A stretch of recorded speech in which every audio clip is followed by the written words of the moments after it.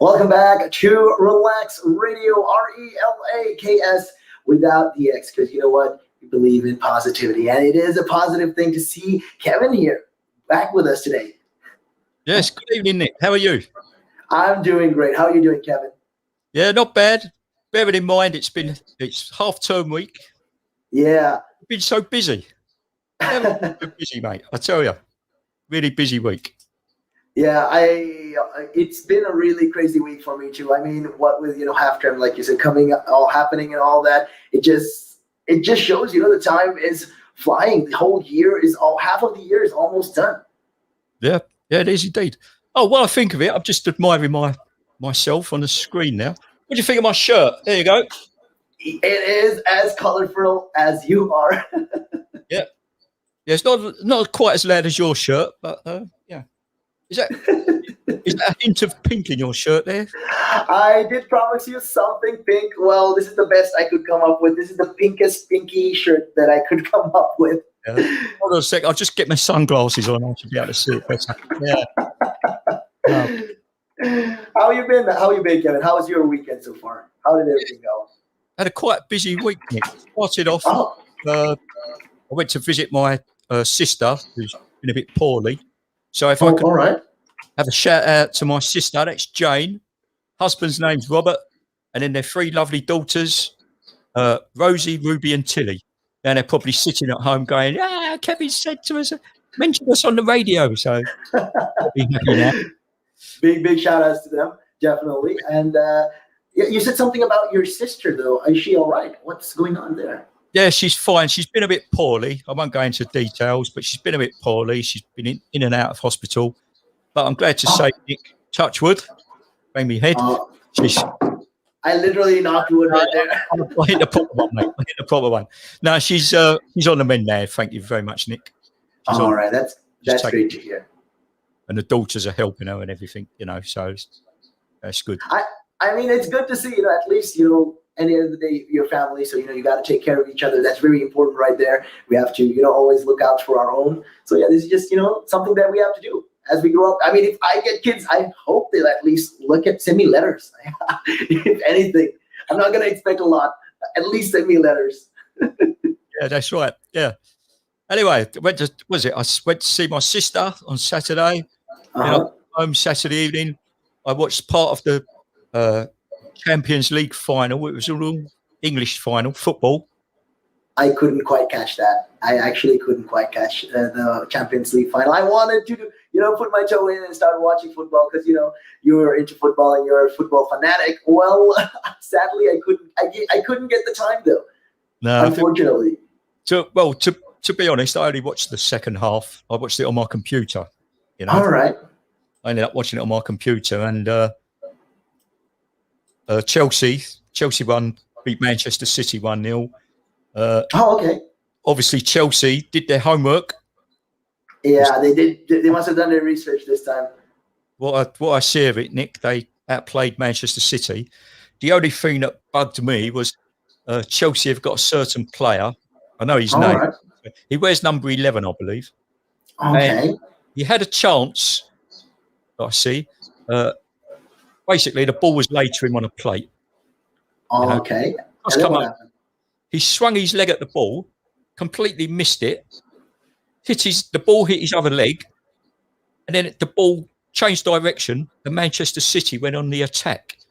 And I thought to myself, that is typical of Chelsea. Why can't that guy who's played rubbish all season, why is it he plays brilliant against my team? Because when they played West Ham, they beat us. Who got the goal? He did, the number 11. So who's this player? I mean, I'll tell you, in all honesty, the last time I've followed Chelsea, the team and all the players were there, I think it was Shevchenko who was there, or was it Drogba? I can't remember. It was so long ago. That's right, yeah. Yeah, Shevchenko, I believe he was from Russia, wasn't he? He was, yes. Yeah. I remember I used to follow. Like I said, I'm not a total noob when it comes to football. I remember. It's just that I've been out of touch as of late. Yeah, that was a long time ago, that Shevchenko, yeah. I think they had the 8th in goal at the time, but there you go. Yeah. Oh, yeah, they did. I can't remember correctly. Yeah, but Yeah, well, 11. Who was the player though? Number 11. the player, I'll tell you his name. I believe his name is, it's spelt Werner, Werner, but they say it's Werner. All right. They paid an awful lot of money for him. I can imagine. A few seasons back, they had a player they bought from Liverpool, a Spanish guy named Fernando Torres. All right. Oh, okay. Fernando Torres. That's a very familiar name. He's a Spanish guy, and he played for Liverpool. He was a prolific scorer for Liverpool. Chelsea bought him, broke the bank to sign him, and he couldn't score a goal to save his life until he played against West Ham. And guess what he did? And what did he do? Well, he scored, didn't he?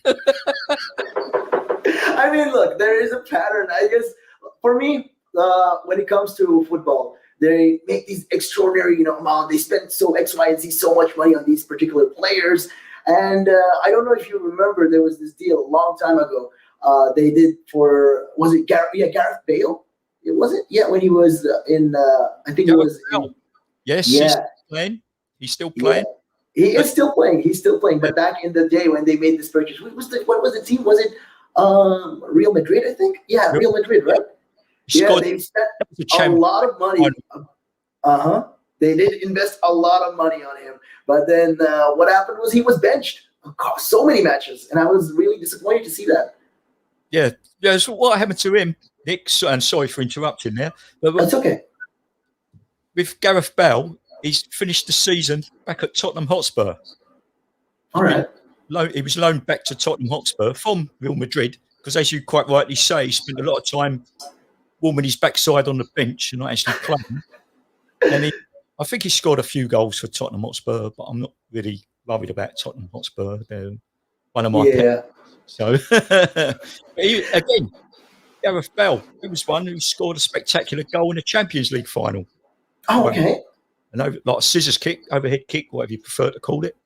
I think the first player who did that, who was very famous for that kick, I think it was a Brazilian, right? Has to be a Brazilian. Right. There's always a Brazilian involved in these games. Yeah. Anyway. Ronaldo. I'm sorry. I just remembered. It just clicked. Ronaldo. The bald Ronaldo.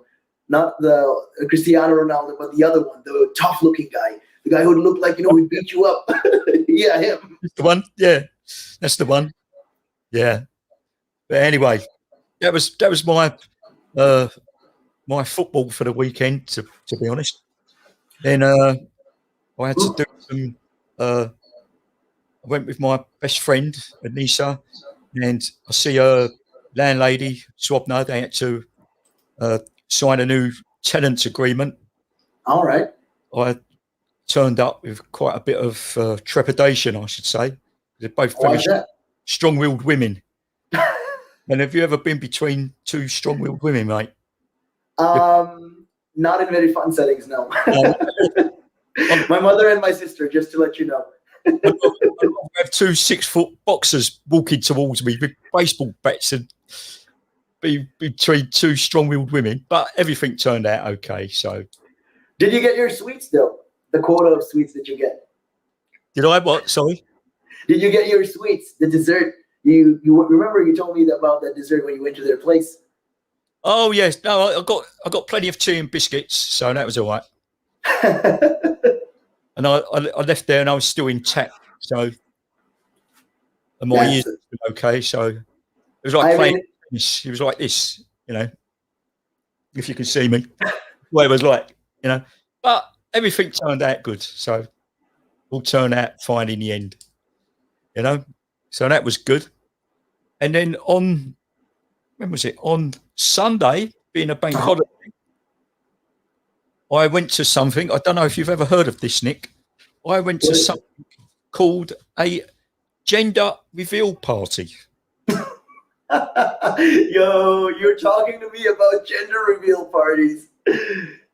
I have a lot of experience. A lot of my friends got married and they've thrown the craziest of reveal parties. Yeah, it gets a little extreme. Just a bit, I thought. I went to this party on Sunday. Oh, very nice it was. I'm not going to knock it. There was plenty of food there and whatever. And what made it good as well, because the weather was so nice. Uh-huh. There was quite a gathering of people. I think they was up to their limit. I think it was 30 people you're allowed, isn't it? It was up to 30 people. But because the weather was so nice, it was all outdoors.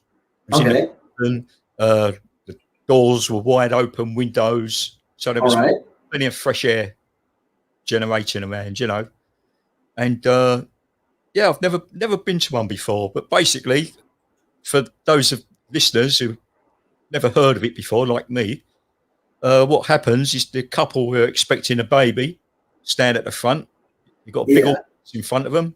You know all this, Nick. That's why you've got a face. And then they have the balloon.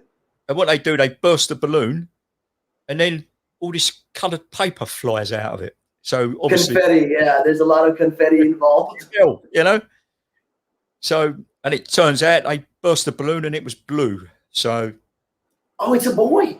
So they're having a boy. Alrighty, a boyo. And I was intrigued. I thought, gender reveal, where's this come from? So I spent a bit of time and I looked it up.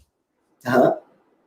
In fact, I spent so much time looking it up, I run out of paper and ink, mate. Pages of it about gender reveal. Look, loads of it. Yo, that is crazy. But you should have just called me. I would have just sent you a couple of videos and be like, "Hey, listen, Kevin, this is what a gender reveal looks like." I don't want to see no videos, mate. I've got enough print in front of me. I don't need videos. But I got here. Let me just read some of my notes. Right, we've got. I'm reading from my notes here, Nick. A gender reveal party is a party held during pregnancy to reveal the baby's sex to the expectant parents, family, and friends. Okay? All right. It says, originating in the United States in the late 2000s, gender reveal parties are common only in the English-speaking world. Okay? It is distinct from, but sometimes combined with a baby shower, right? Where the primary activity is giving expecting parents gifts for their future infant. Okay? All right. So that's what I was intrigued to find out more about, But when it comes to these gender parties, I have an interesting story actually to say on this. And if you don't mind me interrupting there, though, when it comes to gender parties, I remember one party I went to. Okay, and it was crazy because over there, so my friend, she was delivering a baby. I mean, that's not rocket science; it's a baby. And they wanted to keep it secret. But then, the lady, she obviously, for obvious reasons, she wanted to know what the baby was. What's the gender of the baby? Now, both of the parents, the lady wanted to keep it secret from the guy, obviously. And they threw this big, massive party. And the reveal in the ultrasound, it showed that the baby was actually a girl. All right. And they were like, okay. And we threw this big, massive party. There was so many people. There was so much food. There was, crazy. There were dogs everywhere and stuff like that. It was really fun. It was a really, really interesting party. So we were all on this, and we were having a good time. And then, up comes the gender reveal. Then we throw the fireworks, and then there's all smoke, and you see it's pink. So now everyone's celebrating, and he's like, "Oh my God, I got a daughter, I got a girl." And now they prepare everything. They prepare the whole house. They prepare everything in pink and all of that. The baby is born. It's a boy. Yeah. I was looking at my notes here, Nick, and it says about this practice, this gender reveal party. Yeah. Thing. It says the practice is controversial and has been criticised for reinforcing gender stereotypes. See? So I read through these notes, and it's saying about controversial aspects of it. Now, I don't know about you, Nick, but to me personally, if a couple are having a baby, as far as I'm concerned, as long as the baby is healthy, the mother's healthy, it doesn't matter whether it's a boy or a girl. I'm sorry. It doesn't. It shouldn't matter, because at the end of the day, it's a life. You're bringing a wonderful life into this world. So that in itself is a celebration, Yeah, I just say the party I went to, very nice. Very nice. There was plenty of, like you just said, plenty of food there, and drink if you wanted it. I abstained, much to my amazement. I'm surprised myself. What, that I abstained? Were you wearing one of your cycling jackets? Was I wearing a cycle jacket? No, I had a Western one on. It was the only thing, because I couldn't be bothered ironing a shirt, so the West Ham one didn't need ironing, so I put that on. but these gender reveal. I know. But when you think about it, these gender reveal parties, I feel like, it's great to celebrate. You want to celebrate, the gender of your child. But like you said, it shouldn't really matter, whether it's a boy or a girl, because as long as it's a child that you bring in, as long as it's healthy, that's the important thing. And for me, like I said, I've been to so many of these parties. I go there mostly for the food. Come on, because look at me. I'm a foodie. I love food. So whenever they call me for these kind of parties, they're like, first of all, is there food?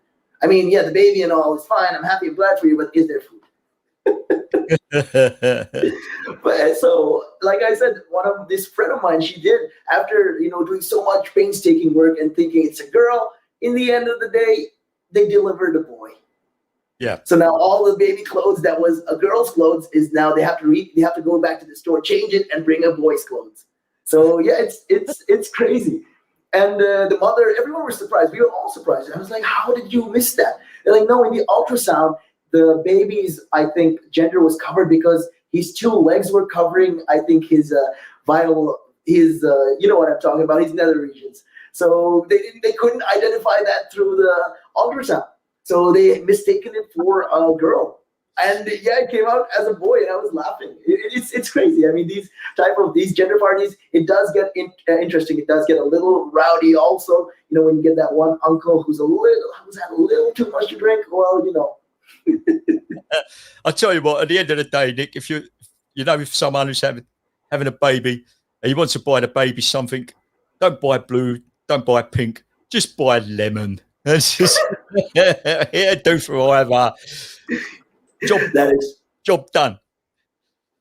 That is true. I mean, for me, it's always a hassle, deciding what you want to buy. Is it, you want to buy this, you want to buy that? I generally just come in and I bring flowers. That's it. It's easy. You give the flowers to the mom, like, hey, happy gender reveal. And I don't even know how to say happy congrats on the baby. That's the best thing I can say. But if you do see these videos, there are crazy videos out there, of how gender reveal fails as well. You got to check it out sometime. If you are ever in Instagram, if you see these videos, it's crazy. There is so many of these fail videos where, these parents, these over enthusiastic parents, they want to reveal, but then they slip the cat out of the bag, I think, a little too early. Yeah, so it happens. And yeah, it's just crazy. But then people, you say, okay, there's pressure, but pressure on who though? That they say these stereotypes, they're gonna cause a stereotype. But does it though? I mean, these are things that people just want to celebrate. I think people have the right to celebrate these things if they want to, as long as it's not harming anybody. Yeah, point taken. Yeah, you're quite right there, Nick. I totally agree with that. Yeah, and one more party for me. I mean, one more party means one more plate of food.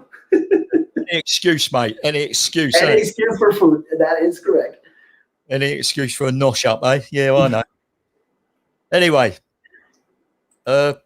saying a busy week I've had, sorting out my best friend's negotiations with her landlady. You got there early, and I was talking to the landlady. I was talking about food, because you mentioned it earlier, didn't you, about sweet?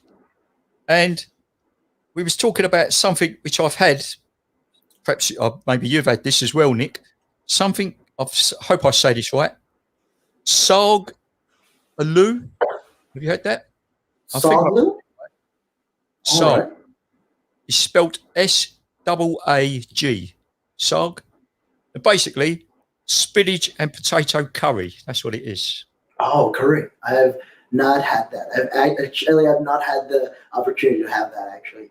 Yeah. I was talking to the landlady, Swapna, and I said about it. I was talking to her and one of her daughters. And what it was, quite some time ago, before lockdown, Okay. a mate of mine, he's always going to his mother's. It's like elderly.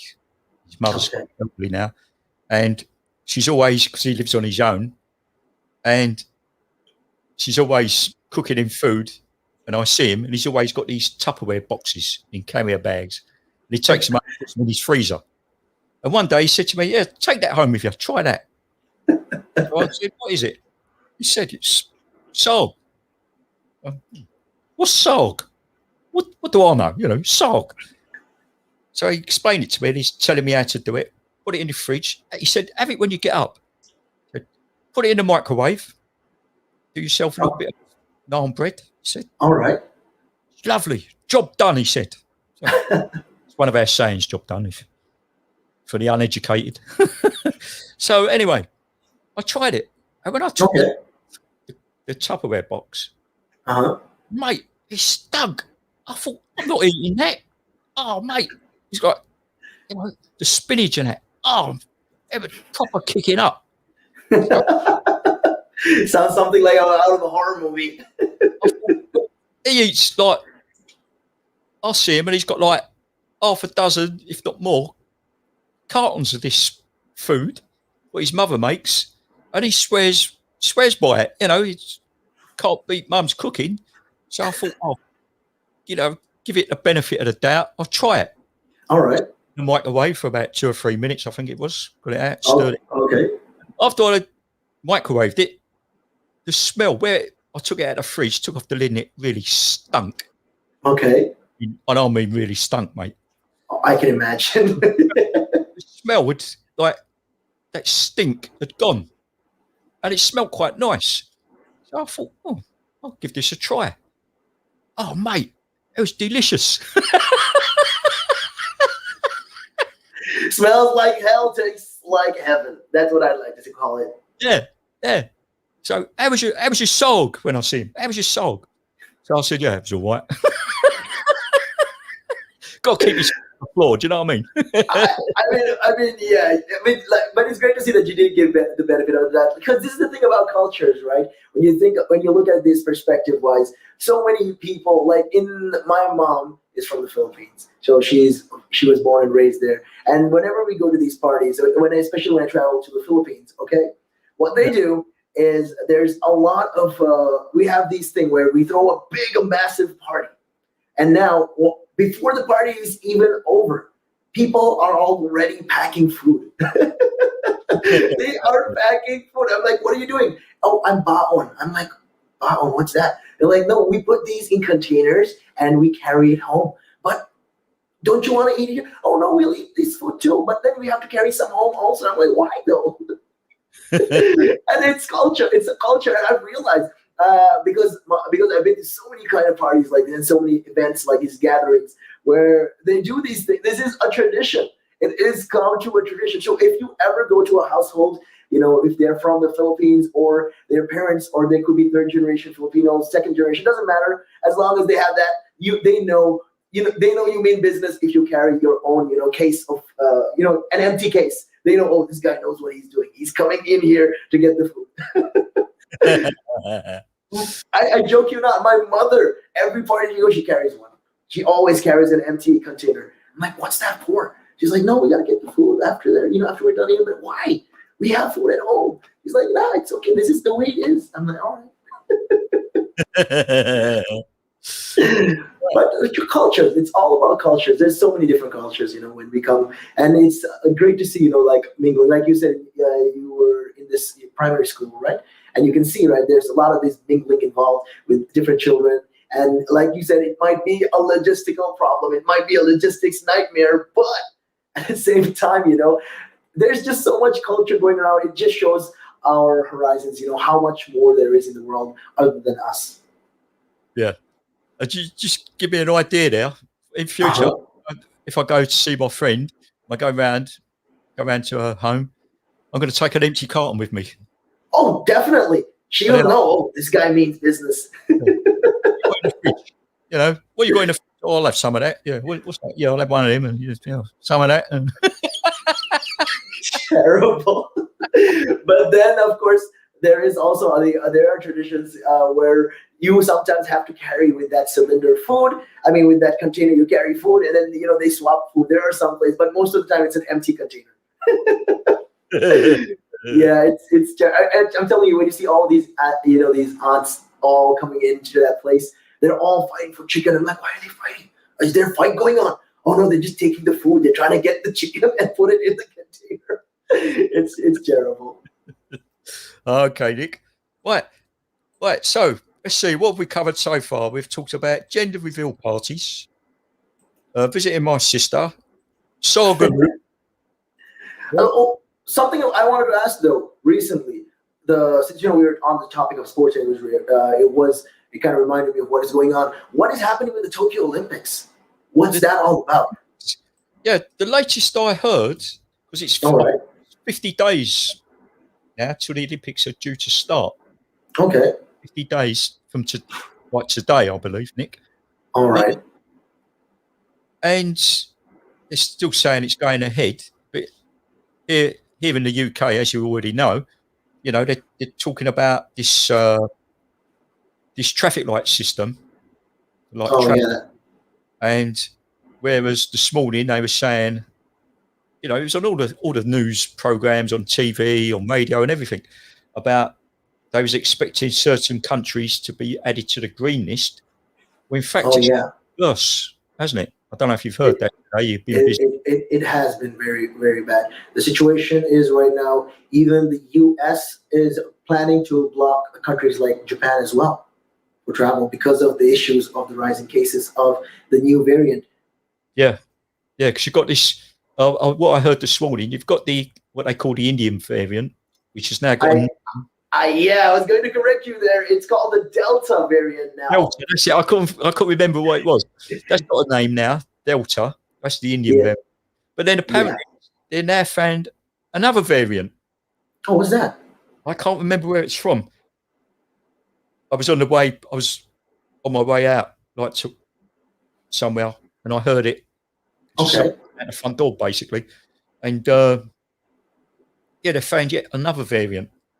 Okay, that is crazy. So I think that's had a bearing on the government's decision today to hold back on giving more countries the green light. So, with instance, just because we were talking about this, reminded me also looking at the news and all that stuff that I saw. There was issues also with Portugal. Because there was a rise, there was a spike in cases. So right now, Portugal, which was one of the green listed countries, well, it's not green anymore. It's into the amber of in the whole traffic light system. So essentially, if you do go travel to Portugal, or let's say if you are there, well, on arrival, you'll be expected to isolate. So you have to undergo this 14-day quarantine. Yeah, it must be. Oh, I don't know. To be honest, I don't know why people bother. You're getting all the hype about going. I know. I really don't understand it because, like as you just said, Nick, you could be over in Portugal having the time of your life. Now, all of a sudden, it's changed. So now, when you return to the UK, you've got to have all the tests. You've got to isolate in a hotel, which is going to cost you the best part of £2,000. I believe it's terrible. 750 or something. And that's it's terrible. And then, of course, it's more money for spouse, children, etc. Yeah. So is it worth it? And as for you mentioned the Olympics. Yeah. Would you, if you was an athlete, and I know athletes these days get good, or the top athletes get good sponsorship money. Yeah, they do a lot. Usain Bolt, for instance. For instance, yeah. It's not only it's swimmers and everything, isn't it? They all the best in their field get good money, don't they? Endorsing different products, etc. But if you was an athlete, would you take the chance? Going as it stands, majority of people, I believe it's over 70% in Japan, don't want the games to take place anyway because of spike in cases there. Would you want to, after done all the training, but would you want to go there? Look, I'm very divided on that kind of answer because when you look at it, look at it from 2 points of like the spectrum. On the one side, I did work. If I was an athlete, I mean, I was, but I'm not Olympic style athlete, but I was an athlete. But then imagine the hard work that a regular athlete puts into it, waking up in the morning and then exercising, making sure that it's a routine. And, you try to keep up your physique as well. These are just, things that we sacrifice as athletes. But when it comes to an Olympian, well, they do even more, 3 times, 10 times more than what we do.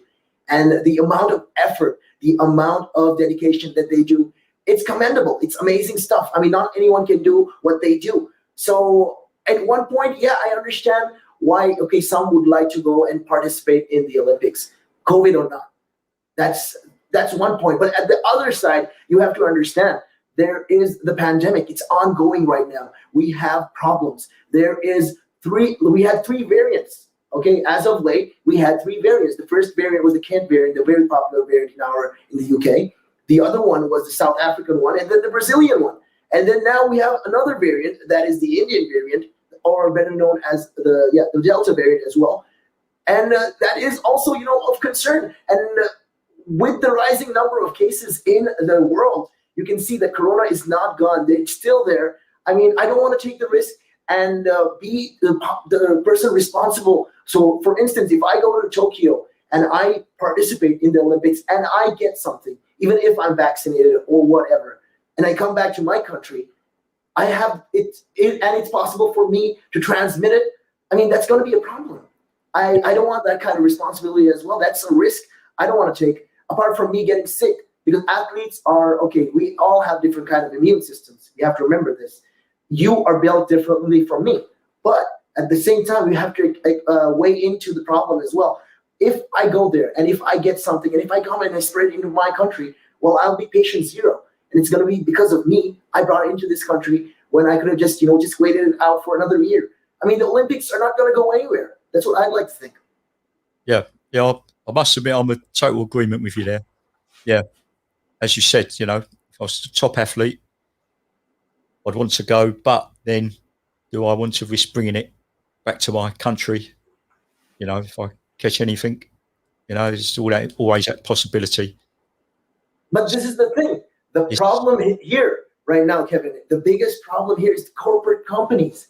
These big companies, these big brands, they are the problem. They contribute to this. They make the issue even worse. They push to this because they want, although they say they have their propaganda, they go on television, they say, oh no, we are trying to keep a safe nation. We don't want any of our players or, X, Y, and Z to get sick. So we don't want this to go. But underneath, there's always some kind of game, some kind of deal happening, because otherwise they're going to be losing millions. These investors, these sponsors, they are the people pushing for this. Sometimes there will be reluctancy by these athletes as well. They've signed contracts, so I mean, yes, the better part of the contract, I don't know if it's there where they talk about pandemics and stuff like that, but then we have to see that this is not only in the players' control. It is also these big companies, these big brands, these big, super big companies, very, very rich companies, corporates that control this. And I personally, as a person, if I was an athlete and a company forced me to go, even regardless of the COVID, I would have to go. Otherwise, they'll cut all my fundings, and that's going to be a problem. Yeah. At the end of the day, it's down to money, isn't it? All down to money. I mean, even in football, it's the same kind of issue. If you think about it, I've done research on football players. I mean, like I said, I don't keep in touch with the sport, but I know what's going on in the whole financial side of it and how much of how I'd like to say, monkey business is involved in all of this. Because look, a player essentially sells himself off. He's like, it's that bad. He can't even take, like, if you see Lionel Messi on the road, you cannot take that picture with him. He'll not take a picture. Most of the time, they don't take pictures with you because their face is a brand. Yeah. That's not their property. Yeah, and it's unfortunate. Yeah. I was going to say, it makes me wonder. You're talking about the Olympics here, Nick. Yeah. I'm football mad, and also I'm cycling. We've got the Tour de France coming up soon. I'm not sure of the dates it starts. I wonder if that's now in jeopardy again. The Tour de France. I don't think that's happening anytime soon with the situation right now that a lot of people are asking. Is it time to start the Tour de France? The plan is though to get it started. I think on the 26th. Is it? I'm not quite sure. It's supposed to happen this month. Round about that date, I'm sure it is. I can't, off the top of my head, I should have wrote that down. I was looking it up today as well. Oh well, that's what you get for multitasking. See, should leave multitasking to the women, really, shouldn't I? No, but there you go. I mean that's a hoax. Also, I feel like we can multitask if we really put the effort into it. No, I can't. I mean, neither can I. But we have to step up and at least say yes, we can. I have to play the devil's advocate sometimes. I mean, hey, this is just how it works out. But look, right now, what I believe, when it comes to sports, now when you look at the situation overall, the whole country situation, the whole nation right now, what we're going through, like Portugal being put into the amber list, that is a big concern because what is happening is a lot of these big hotels as well, they're losing a lot of money. So let's say, for instance, Kevin, you book something. You book a holiday with your family to Portugal maybe in August. And now they say, okay, it's canceled. You're going to get disheartened. You're going to be disappointed and you're going to lose confidence in traveling abroad. Yeah. I think there are ways that we can handle this. There's so many ways that we could handle this. And but we're not really doing it because people are in a hurry to get everything back to normal. And right now, with the cases in the UK, you can see there's a surge of cases. There is a surge, like, for instance, we got Bolton, the area in Bolton right there, for instance, that has a surge of the Indian variant, the Delta virus right there. And then we got places in Glasgow, in Scotland, we got cases. And the numbers are rising. But then the UK, the government is telling them, it's irreversible. We're going to go out of this lockdown. Don't worry about it. And at the same time, they're sending you another message and telling you, hey, listen, y'all have to be careful when you go outside because the virus is still there. It makes me wonder, why the mixed messages? Yeah. I was just thinking, as you're talking there, Nick, like I watch it. Oh, some people might think it's sad, but I watch all the government briefings when they're on the TV. Okay. Different news channels and what have you. Some are live, and always watch them. Always watch them. And you have the Prime Minister and you have other ministers there, medical people, Yeah. I like watching where they have the medical guys on, and they have like the charts or slides as they call them.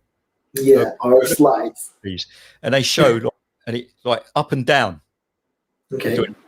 Up, and it shows you the increase in hospital admissions or decrease and etc. And I look at that every evening. I check that out. And the other day, albeit a bank holiday, there was no deaths. There was no deaths. Yeah, it was very monumental week. The first time since it all started. That is true. First time. But then yesterday there was 12. Unfortunate. But perhaps that's down to a delay in the reporting because it being a bank holiday. There was a delay in reporting actually because of the bank holiday. So It usually comes in a little late. And because of that, there were cases like that. But do go on. The hospital admissions, that's gone down dramatically from like in January. It was like well over 30,000, I believe, if not 40,000 hospital admissions. Now it's under 1,000. Wow. That's quite remarkable, I think. I know, like 30, 40, 40,000, yeah. It's but the worrying thing, it is mad. But the worrying thing is it shows the daily infections, like positive tests, and that is creeping up. Yeah, it has been. That's what worries me. All of a sudden, it was like it went down to I believe it went down to about 2,000, but now it crept up. Last one I see, it was over 4,000, and that's a matter of a couple of weeks. So, and what we've got to remember, these new infections, now more and more people are being vaccinated. We all know that. I've been vaccinated myself. I've had both vaccinations, but that doesn't make it clear. In fact, I had a test this morning, and that was negative, so that was good. Oh, that's a relief. Sigh of relief right there. I'm glad. I'm happy. I'm holding my breath a little bit right there. Like, Work I do, the nature of the work I do, most people now, they recommend you get tested twice a week. Yeah.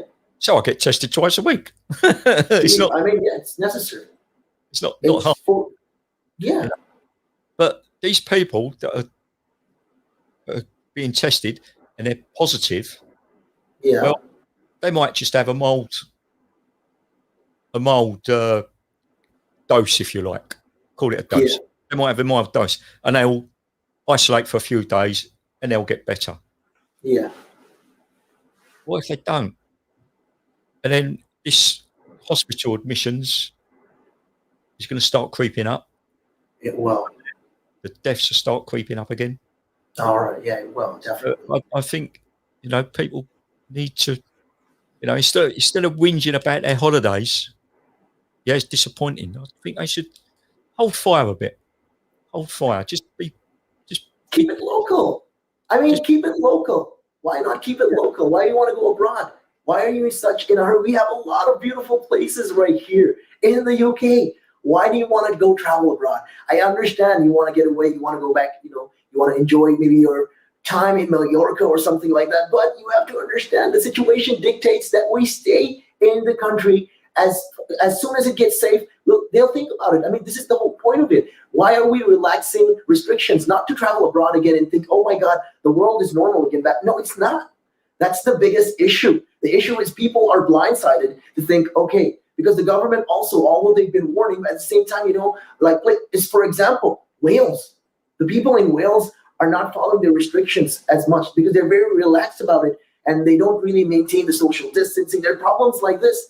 And because people are very impressionable, I'd like to say. So when you give them the impression that everything feels safe, it's going to be safe, they're not going to care about following restrictions, following rules, and they want to travel abroad. So this is the other problem that we are facing. This is the hurdle that we are facing as a nation, as a country. And I think, when it comes to traveling, especially, do you really need to? Can you not live without it? Yeah, absolutely. Yeah, I can understand, people who want to go, say, back to their native country, if you like, visit relatives. Yeah. They may have moved to the UK for whatever reason, Yes. may work, relationship, whatever, and they want to go back to their native country, see their family. Yeah, I've got sympathy for them, but these people who want, just want to go and sit in the sun for 2 weeks and that, you can do it here. You can do it here, Nick. I mean, I don't get it. I don't get what's going through their minds. I mean, look, the UK is not a small country. In my opinion, it is vast. It's huge. There's so many places you can go to. Why do you really need to go abroad right now? Anyways, until, you make sure everything is safe, situation is safe, stay, unless you have an urgent issue, like you mentioned, if you have family or something, a relative or something like that, and in worst cases, if they're having the coronavirus as well, and you have to go and see them because, you never really know what's going to happen. I mean, then it's viable. It's understandable why you can travel, why you can go to these countries. But the amount of risk, especially the youth is doing right now, they're just going and traveling to these countries they don't really care.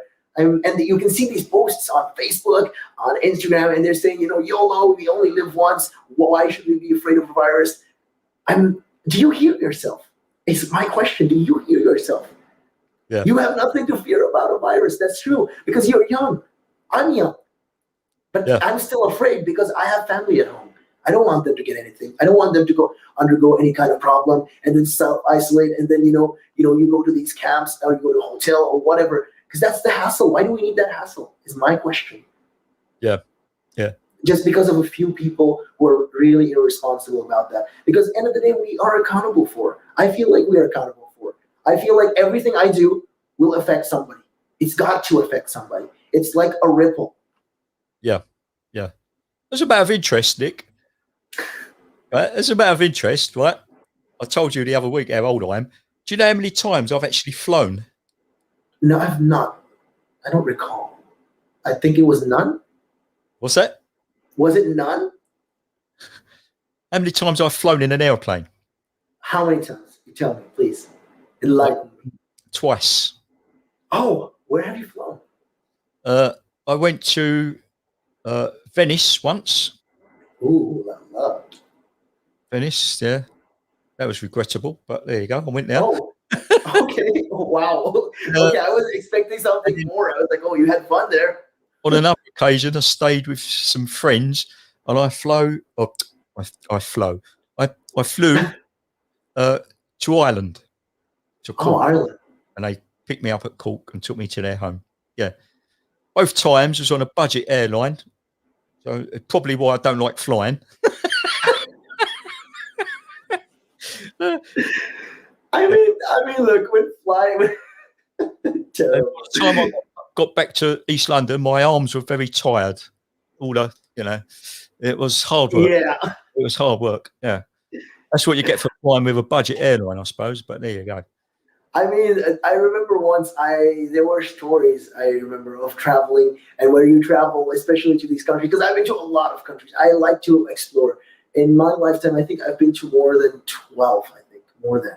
Can't really call it. I have to count it all. But yeah, I've been to a whole lot of countries, and I've flown so many times. I can't count the number of times I've flown, but I've flown to a lot of countries. I've stayed there. I travel. I'm a traveler, essentially. I like to travel. I think I've told you this so many times. I love traveling. So yeah, like I said, my latest escapade, what I want to do, rather, where I want to go is Nepal. Yeah, Mount Everest, base camp. Mount Everest. Yes, Mount Everest. I mean, why not? Yeah. I actually used to work with someone who went there. Okay. Oh, wow. Oh, goodness sake, Nick. Oh, did he tell everyone that he went to Mount Everest when he got back to work? Oh, he didn't shut up. Oh, this is the mug I got at Mount Everest. This is what I got at Mount Everest. And then the photographs come out. And, he's the guy at Mount Everest. And this is so-and-so from Mount Everest. Oh, yeah, okay. Yeah. Go and show Tim. Oh, Tim, have you seen this? Look, I got this at Mount Everest. He drove us all mad. Oh, mate. But I understand, how excited you get when you go to these places. There's always that, that new thrilling experience. You've traveled to this place and you wonder, hey, I want to share this. But then it does get overbearing sometimes.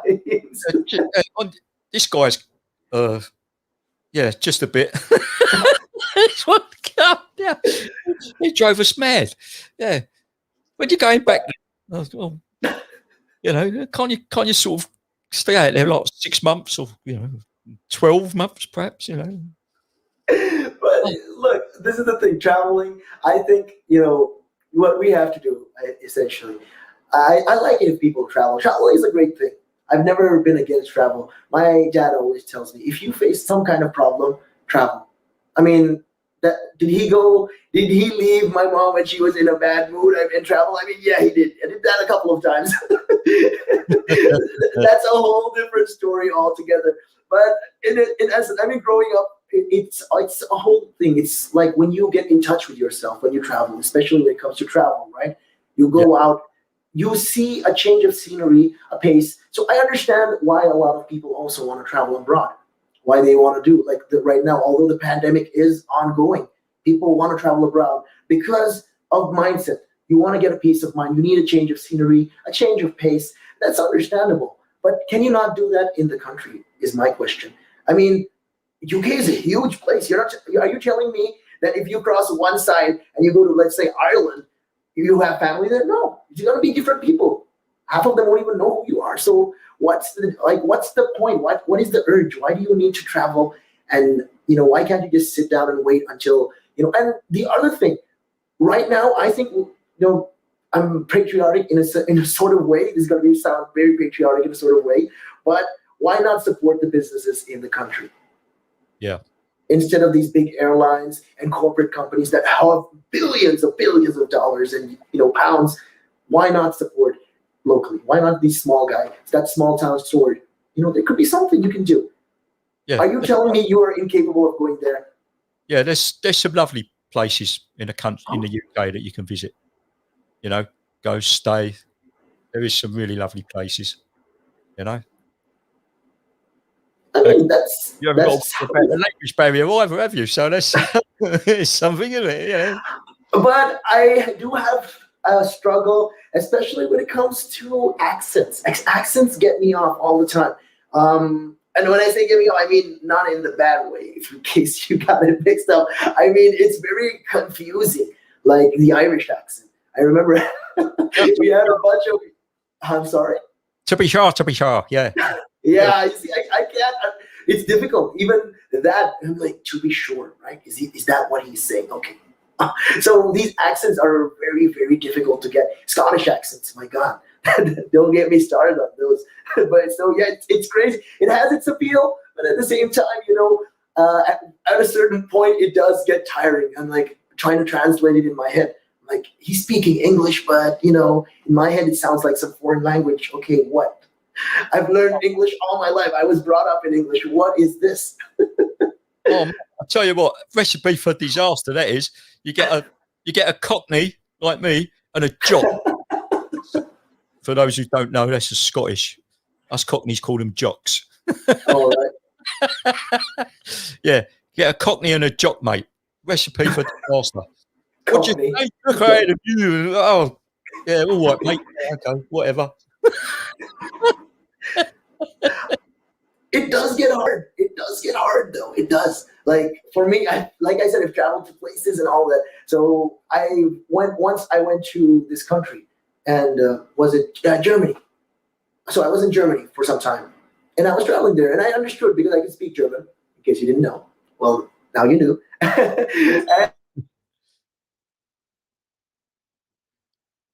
Oh, we're frozen.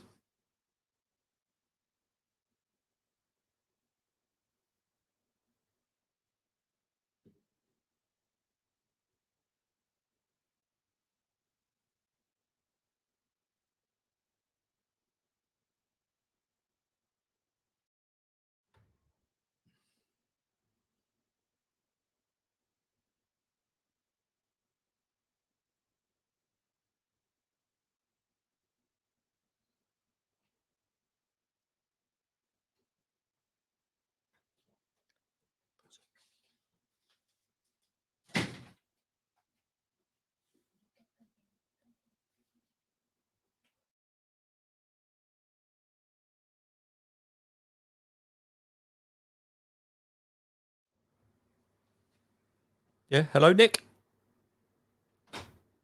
He's gone. He's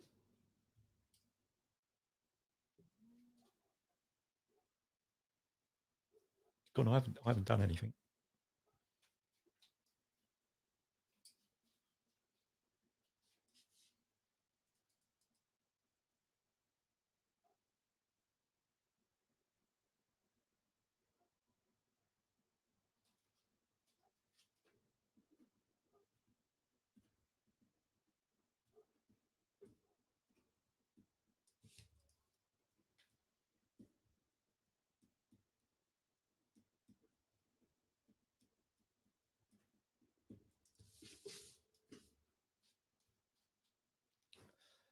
Yes, apparently there's been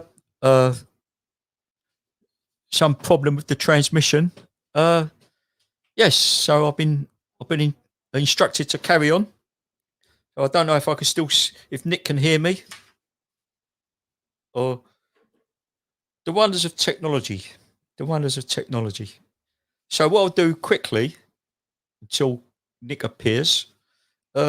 There's something I'd like to talk about apart from coronavirus and things like that and traveling abroad, and it involves cycling, one of my great loves. And there's been a great deal of this debate earlier this week about cycling on the road two abreast. Now, there's pros and cons for both, and I've done some research into it. I've also got some books that I've been looking at. I've had these books for some time, but if I hold them up, you've got Highway Code, if you can see that, and also this one. It's, if I get the lights, it's called Cyclist Highway Code. And what they say on this, cycling two abreast, and this is from the Highway Code. Cyclists are allowed to cycle two abreast. Rule 66 states you should never cycle more than two abreast and ride in single file on narrow or busy roads. Now, the argument is, on that score, is what I would like to say is people should basically use their own common sense. With regards to this, when I'm teaching in schools, we do, as I've said in the previous show, we do a course, it's called Bikeability. And part of that is the group we're teaching, end of the first session, we practice riding in a formation called a snake. Now, basically, a snake is you ride one behind the other, leaving a small gap in between.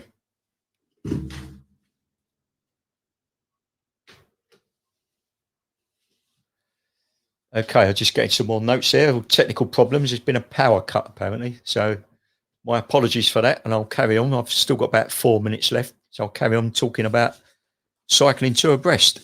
And what we've got, when we're practicing cycling in a snake, as I was saying, we practice riding one behind the other, and the students will ride behind an instructor, ride round, trying to keep a gap between each bicycle. And every now and again, there's usually two instructors. The other instructor will then, now and again, will call out double up or pairs, or make a comment, shout out a comment. And then the idea of it is the snake will move into twos. So it's all going wrong now. The microphone's moved. If you can all still hear me, I hope you can. I'll hold the microphone for the last couple of minutes. Yes, move into twos. And what that entails is every second cyclist will move to the outside of the first, if that makes sense. And then basically what you're doing then is you're shortening the length of the snake. And why we practice that, we practice it if we are approaching, for example, a road junction, traffic lights, and it enables us, if we're in pairs, to cross the road, get across the junction quicker. So, for example, if you've got 12 bicycles in a snake, and you approach a set of traffic lights, a junction, and you're going straight across, for example, as you approach the junction, pair up into twos, and instead of having a line of 12, you've got a line of 6. And that's what we try to install in people. It's harder with children because some of them just can't grasp the idea of doing that. Much easier with adults. But as for riding on narrow roads, really and truly, it's up to the individuals to use their common sense, because if you're riding on a narrow road and it's quiet, no traffic in front, no traffic behind, obviously you can ride in pairs, not a problem, and you can chat to each other, etc. But then if it comes to the point where you've got traffic coming towards you, or because you should frequently be looking behind, checking for traffic, and you'll be able to hear it. Well, then you use your common sense and you move into a single file just to make life easier, to stop any aggravation. And I've just got Nick back. Hello, Nick. Hey, what's happening, Kevin? Can you hear me? I can hear you. Can you hear me? Yeah, I can definitely hear you. If you can hear me, that's great to hear.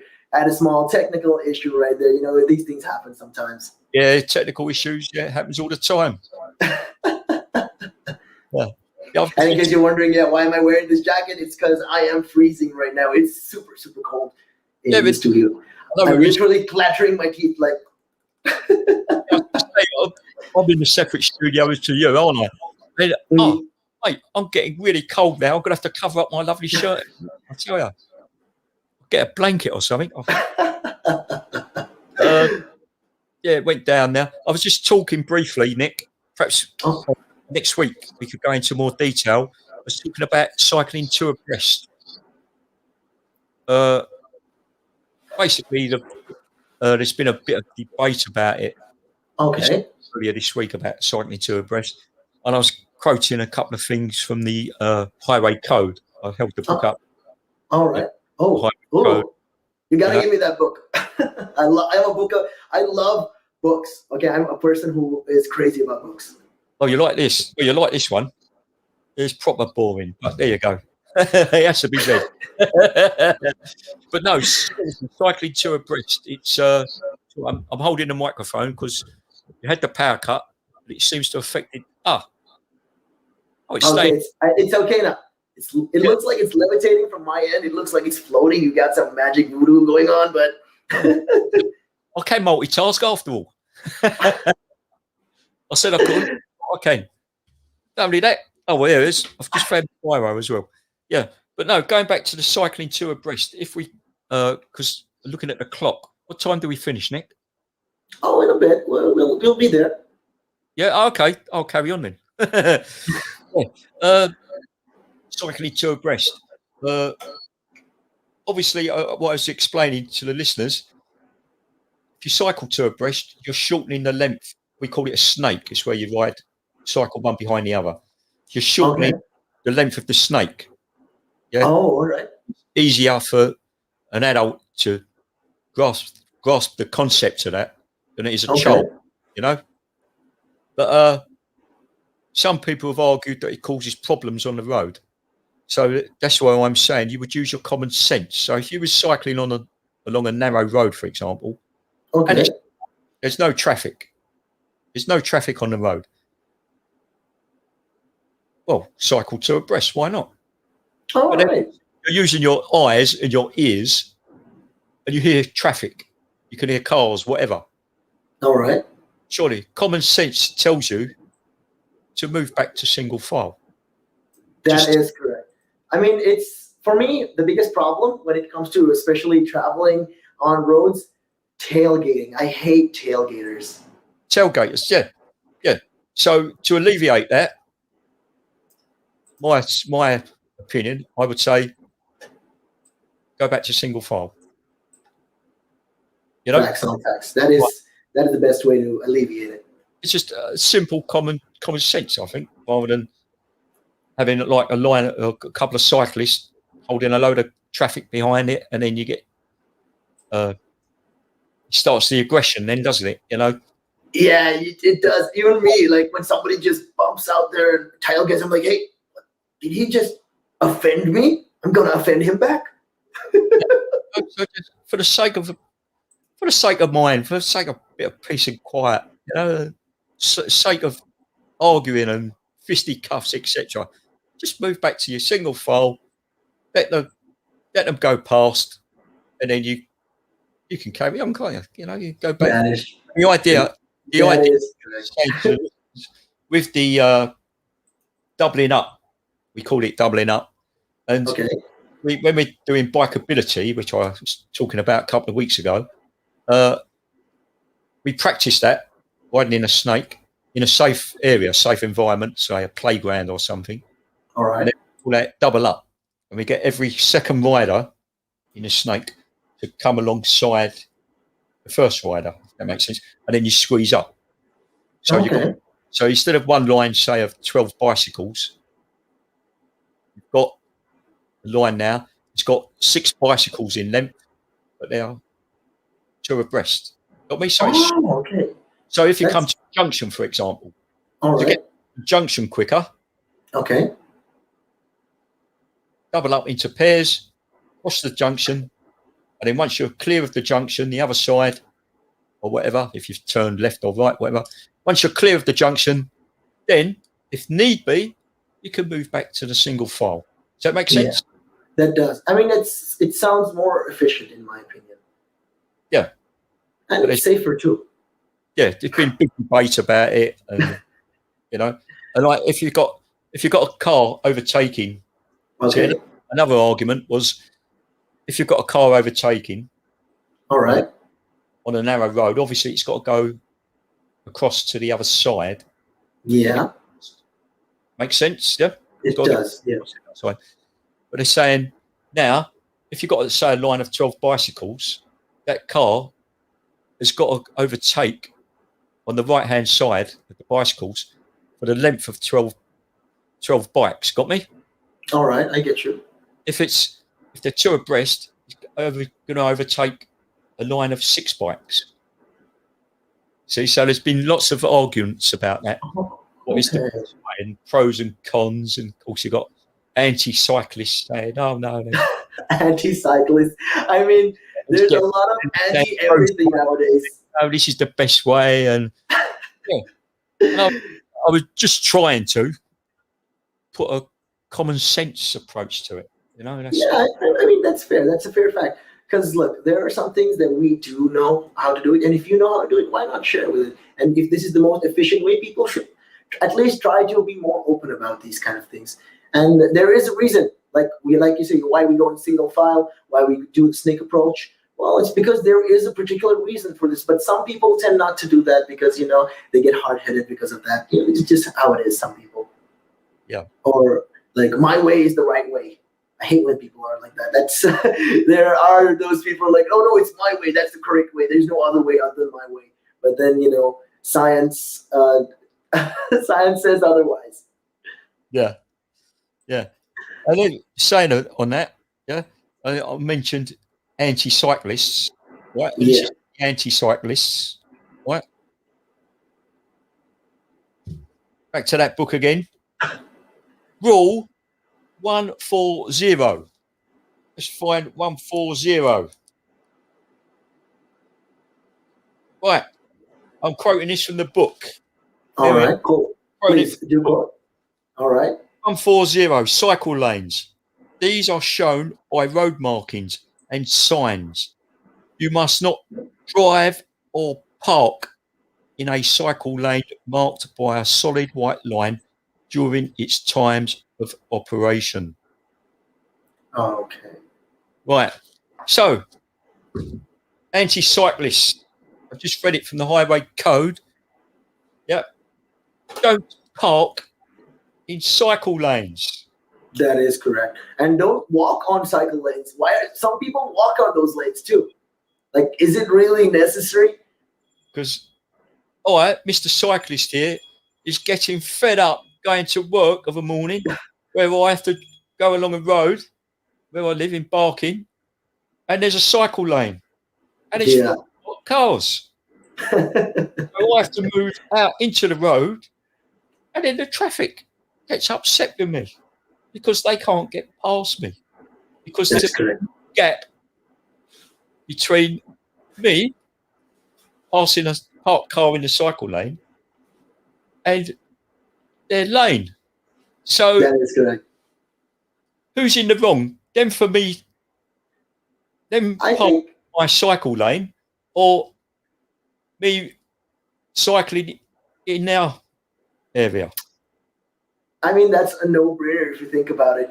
Them parking in the cycle lane they're clearly in the wrong, because when you look at it like that from that point, that's the whole point of a cycling lane, for cycles to go in it. That's it. Yeah. It says it in the name, cycling lane.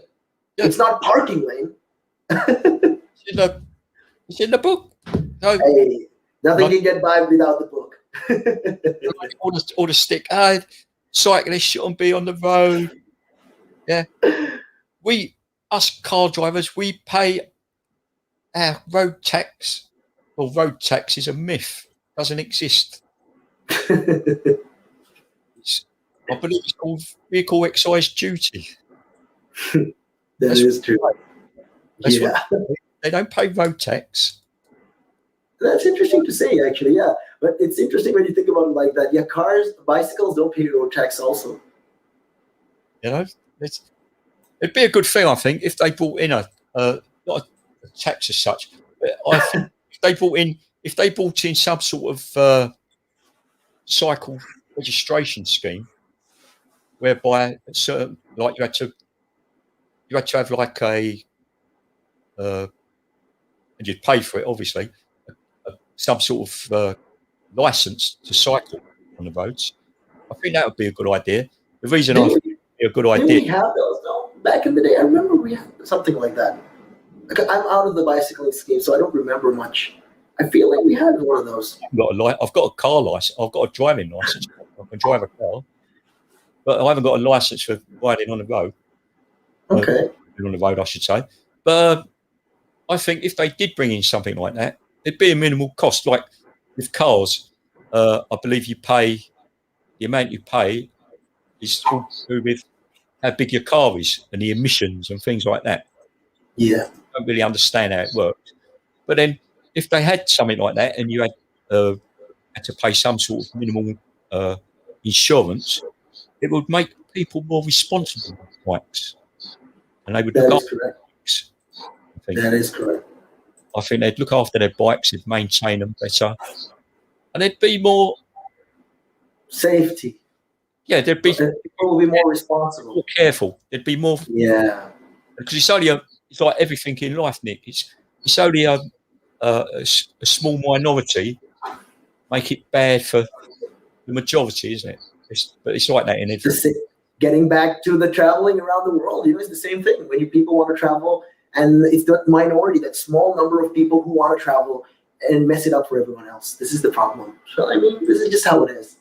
That's but right. though, it is, that time that we actually bounce out of here. It is that time, yeah. It's about that time of the day. It's the end of the day so far. And, yeah. Anything else you want to add, though, Kevin? Yeah. Okay. Right. Anything you want to add? I mean, you want to say anything? I mean, you're free to tell me. No, I think I've more or less exhausted everything I had. To be honest, I've done my January full bit and alrighty. Me song. Song. And yeah, with that being said, you can catch us again together next week on a Thursday, right here on Real Talk. And with that, my name is Nick, and we're out of here. Yep. All right, that's it. Okay.